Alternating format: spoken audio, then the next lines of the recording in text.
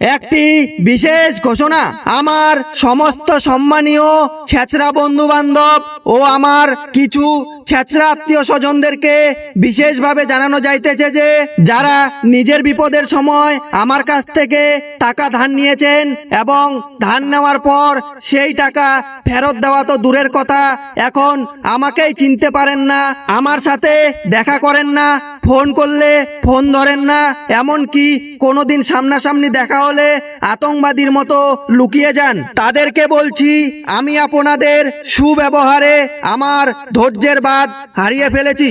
তাই আজকে বাধ্য হয়ে আপনাদের এলাকায় এসে মাইকিং করে গেলাম যে আগামী মাসের 9 তারিখ আপনাদের জন্য একটি হালখাতার ব্যবস্থা করা হয়েছে। উক্ত হালখাতায় উপস্থিত হয়ে আপনাদের বকেয়া ঋণ পরিশোধ করে যাইবেন। এই হালখাতায় যারা সম্পূর্ণ টাকা পরিশোধ করবেন তাদের জন্য রয়েছে বিদেশি আদর যত্ন, আর যারা 1 টাকাও পরিশোধ করিবেন না আমি তাদের জন্য কঠোর থেকে কঠোরতম ব্যবস্থা নিতে বাধ্য হব।